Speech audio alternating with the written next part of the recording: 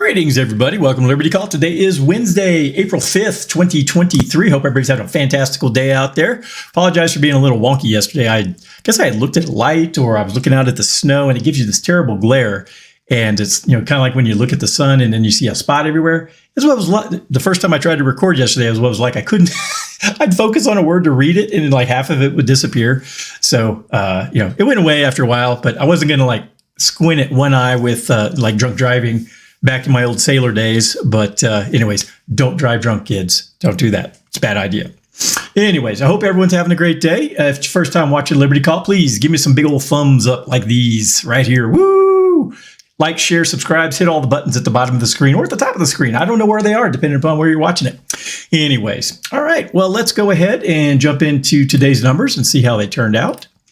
All righty. The Dow Jones was up 0.24%, closed at 33,482. It was in the red most of the day. SP 500 down 0.26, closed at 4089. NASDAQ down 1.07%.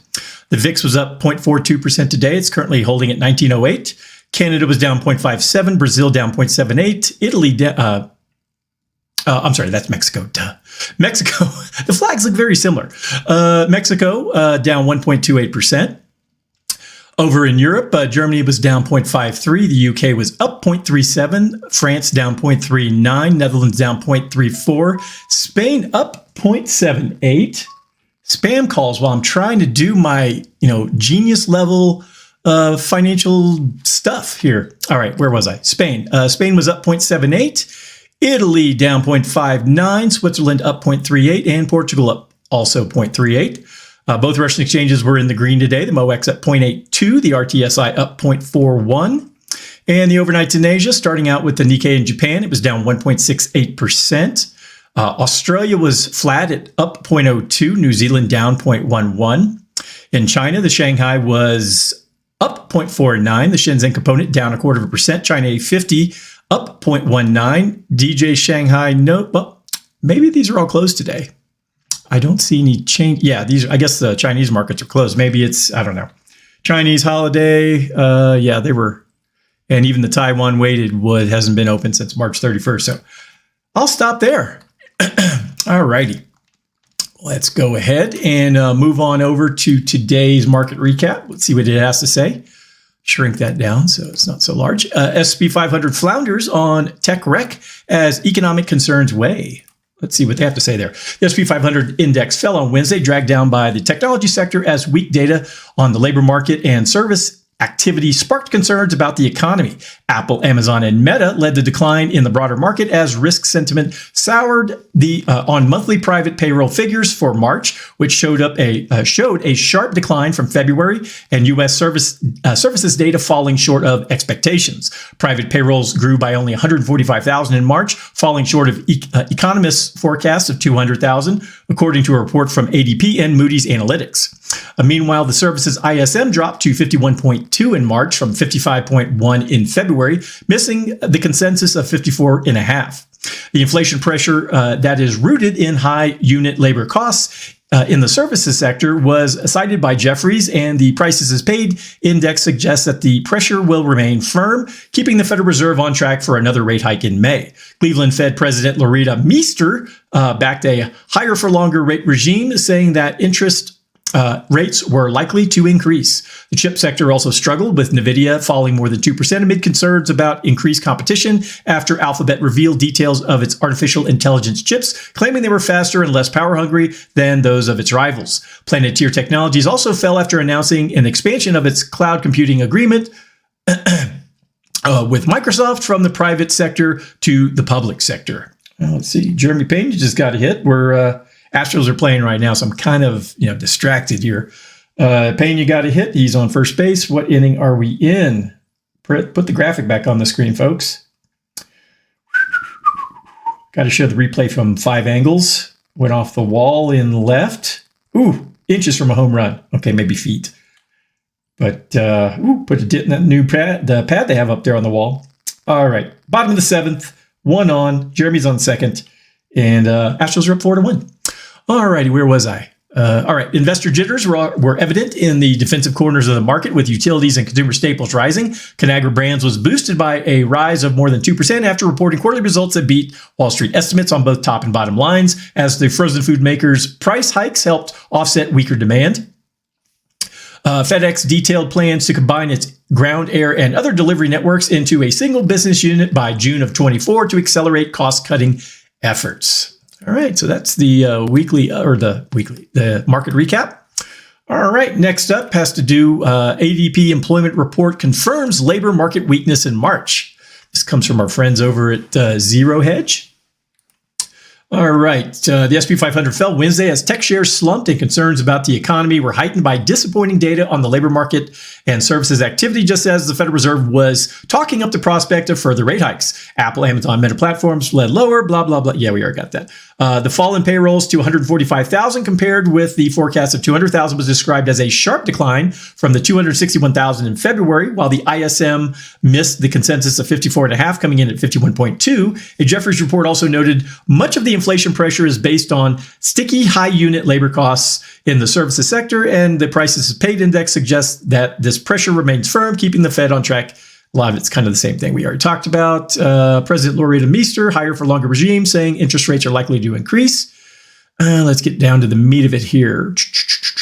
Conagra Brands. All right. Meanwhile, ADP's March payroll report showed that the U.S. economy is slowing as employers are pulling back from a year of strong hiring and pay growth. The data showed that just 145,000 job additions compared with an expected 210,000, while manufacturing and financial activities dominated the job losses, with the southern region experiencing major job losses. And let's go to the chart here, and let me make this bigger so you can see it here. You can see here manufacturing had a big drop of 30,000. Other big drops here in the services, information, financial activity, and professional business services. They had some big drops. As far as regions, the South had a negative 228,000 drop compared to the other areas which were in the positive. See, the Northeast grew by 141,000, Midwest grew by 132,000, and the West grew by 95,000. And companies that were 250 to 499 contracted by 42,000 compared to everyone else. So I think that was most of the big charts I wanted to talk about there. All right, where was I? Pay growth also decelerated from both job stayers and job changers, with year-over-year gains falling to 6.9% from 7.2% in February for job stayers, and pay growth for job changers at 14.2%, down from 14.4%. Wage growth in leisure and hospitality remained the highest of all sectors, but is slowing dramatically despite recent weakness in the survey and industrial data. The labor market has supported the strong macro argument among market participants, but in recent weeks, reality has started to set in on the lagging labor market data. I have been saying this for a year, I think. Oh, Pena came in. Who knocked him in? I wasn't paying attention. Maybe it was Alvarez. Anyways, I wasn't paying attention. Not important. But in recent weeks, reality started to set the labor market, leading to questions over whether it is now just lagging the rest of the macro data to the downside. And again, I've been saying this for a long time, that the labor data is going to be a lagging indicator. If I got raised tacos and, I got 10 employees making tacos in the back and business slows down, do I fire people immediately? No, you wait a few months to see if, the trend is, short term or long term. After 6 months, you can determine, all right, this is a long-term trend. I need to start trimming payroll. All right, we're going to fire 2 of our least productive taco makers. So it's kind of the same situation. I was saying this last year, I'm saying it last summer, that, the jobs data, because they kept pointing to, hey, look, we have a really strong economy. And that was one of the things that they pointed to after the first 2 quarters of last year being in the red and saying, oh, no, we're not in a recession. It's no big deal.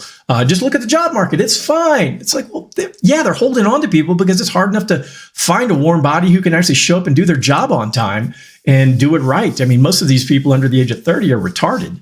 So, all righty. Last up. More good news, sarcastically. A second trucking bloodbath, and this comes also from Zero Hedge. It was written by Craig Fuller, CEO of FreightWaves. Let's see what he has to say. In March of 22, an article was published on FreightWaves that predicted a freight recession in the U.S. trucking market based on analysis from Sonar, and that's some sort of an acronym for the trucking business. Initially, the analysis faced criticism from asset-based truckload carriers who believed that the downturn would only affect the spot market, and from others who challenged the use of lagging indicators and government data. However, the predicted downturn has since occurred, with carriers from both the spot and contract markets feeling its effects. The current market is considered one of the most challenging in the careers of many executives. The freight market is volatile, and excess capacity is the most likely cause of the boom and bust cycle in trucking. While most truckload carriers survived 2022's challenging conditions, a second trucking bloodbath seems to be occurring in 23. FreightWorks Transportation, Flagship Transport, and Solar Hauling are among the carriers that have shut down in response to the suddenly bleak conditions. The current low tender rejections suggest that spot rates are unlikely to trend up, with the spread between contract and spot rates in a wide range of negative 86 cents a mile. As a result, shippers continue to look to the spot market for capacity solutions, and carriers seek to replace spot loads with contract rates, even at a cheaper rate than they would historically. The wide spread between spot and contract rates could eventually close, but in the short term, the trucking industry is likely to continue facing challenges. Carriers with questionable operations are vulnerable to market downturns, but a sharp downturn can help to clean up the industry. The trucking industry is affected by external factors, including the actions of the federal government and central banks. As such, it remains a volatile market and one that is difficult to predict. So that would not be good news if we have some sort of a trucking slowdown, or, just some sort of a crash in that portion of the economy, because, if you like eating food, and if you're not the kind who can grow their own or hunt their own, could be really, really bad. All right. Well, that's everything I had for today. If anyone needs anything from me, please go to dsafinancialgroup.com. All my contact information's there. You can book a meeting, drop me a phone call, shoot me an email. And also you can read through all the creative crap that I have on there and see what I do to help people. So, all right. Hope you have a great evening, and I'll talk to you next time. Go Astros.